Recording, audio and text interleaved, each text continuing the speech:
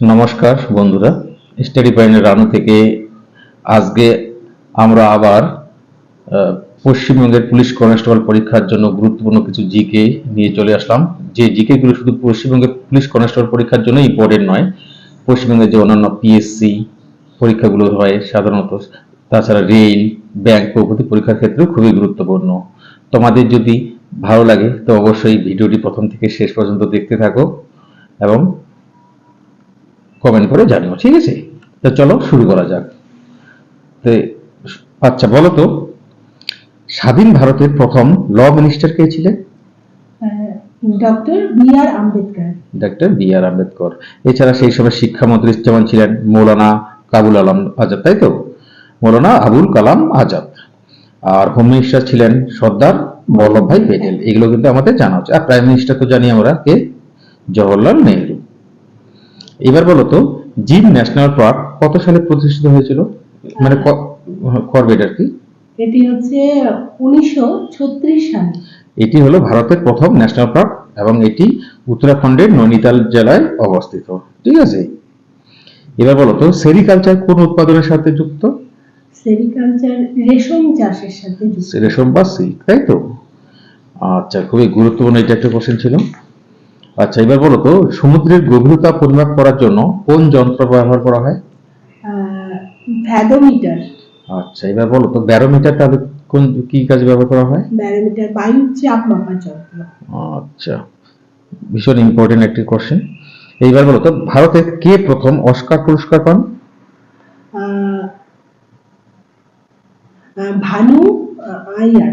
ভানু আথাইয়া। এই সালটি ছিল 1983 সাল, তাই তো? এবং এই অস্কার পুরস্কার শুরু হয়েছিল 1929 সাল থেকে। এটাও কিন্তু আমাদের জানা উচিত। এবার বলো তো, ভারতের মধ্যে সর্বপ্রথম কোন মিসাইল ডেভেলপ করা হয়? খুবই গুরুত্বপূর্ণ একটা ইম্পর্টেন্ট আর কি এটা কোশ্চেন। এটি হচ্ছে পৃথিবী, তাই তো? আচ্ছা, ভারতের মধ্যে সর্বপ্রথম মিসাইল ডেভেলপ করা হয় সেটা হচ্ছে পৃথিবী। কোন সালে make in India programme launch করা হয়? এটি হচ্ছে 2014 সালে। 2014 সালে। আচ্ছা, এবার বলো তো, নীতি আয়োগের সদর দপ্তর কোথায়? নিউ দিল্লিতে। নিউ দিল্লিতে। এবং এই কত সালে এটা স্থাপিত হয় বলতে পারবে? এটা হচ্ছে 2015 সালে। পয়লা জানুয়ারি। 2015 সালের পয়লা জানুয়ারি। আচ্ছা, এবার বলো তো, ভারতের কোন জায়গা মিসাইল টেস্ট সেন্টার নামে পরিচিত? আর এটি হচ্ছে চাঁদিপুরে অবস্থিত। চাঁদিপুর, এটা হচ্ছে ওড়িশার বালেশ্বর জেলায়, তাই তো? ওড়িশার হচ্ছে বালেশ্বর জেলায় একটি সমুদ্র সৈকত যেখান থেকে মিসাইল টেস্ট করা হয়, তাই এটি মিসাইল টেস্ট সেন্টার নামে পরিচিত। আচ্ছা, এবার বলো তো, মানুষের স্টোমাকে কোন অ্যাসিড উৎপন্ন হয়? Hydrochloric acid. হাইড্রোক্লোরিক অ্যাসিড, এবং এটি মানুষের খাদ্য পরিপাকে সহায়তা করে। আচ্ছা, এবার বলো তো, কফি উৎপাদনে কোন রাজ্য প্রথম স্থান অধিকার করে? কর্ণাটক। কফি উৎপাদনে প্রথম স্থান অধিকার করছে কর্ণাটক, এবং ভারতের প্রায় 70% কফি এই রাজ্যে উৎপন্ন হয়ে থাকে। তো তোমরা কিন্তু অবশ্যই ভিডিওটি দেখতে থাকো, তোমাদের জন্য বিভিন্ন জায়গা থেকে এই প্রশ্নগুলো তৈরি করা হয়ে থাকে, এবং তোমাদের ভালো লাগলে অবশ্যই কমেন্ট করে জানিও, এবং তোমাদের ভালো লাগার জন্যই কিন্তু করা হয়ে থাকে, ঠিক আছে? তো তোমরা অবশ্যই লাইক করে জানাবে, এবং ভালো লাগলে অন্যজনকে আবার শেয়ার করেও দেখার সুযোগ করে দিও। চলো, ঠিক আছে, পরবর্তী কোশ্চেন দেখা যাক। পিস ম্যান অফ ইন্ডিয়া কাকে বলা হয় বলতে পারবে?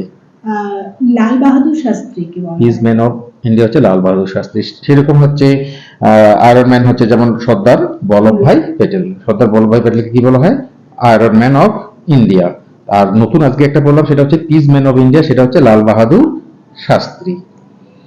এবার বলো তো, ভারতের এগ্রিকালচার ইকোনমি ক্যালকুলেট করা হয় কোন মেথডে? আউটপুট ইনপুট মেথডে। না, এটা শুধু আউটপুট মেথডে করা হয়, ঠিক আছে?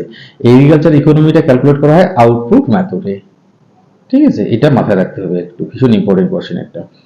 নেক্সট কোশ্চেন হচ্ছে, কোন ধাতু এয়ারক্রাফট তৈরিতে কাজে লাগে? এয়ারক্রাফট তৈরিতে কাজে লাগে হচ্ছে অ্যালুমিনিয়াম। আচ্ছা, অ্যালুমিনিয়াম দিয়ে এয়ারক্রাফট তৈরি করা হয়, ঠিক আছে? এটা কিন্তু ভীষণ ইম্পর্টেন্ট। লোহা কিন্তু বা আয়রন কিন্তু হয় না, কেন? কারণ আয়রন হচ্ছে পুরো ভারী ধাতু, আর অ্যালুমিনিয়াম হচ্ছে হালকা এবং মজবুত ধাতু, তাই এয়ারক্রাফট তৈরি করা হয়। আচ্ছা, এবার বলতো, কোন রাজ্য শিক্ষার হার সর্বোচ্চ ভারতের মধ্যে?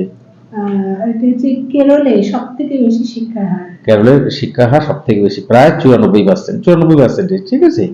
সেটা হচ্ছে সব থেকে বেশি হচ্ছে শিক্ষার হার। তো ভিডিওটি কেমন লাগলো তোমরা অবশ্যই কমেন্ট করে জানিও, এবং ভালো লাগলে অবশ্যই চ্যানেলটিকে সাবস্ক্রাইব করে রাখো। নমস্কার।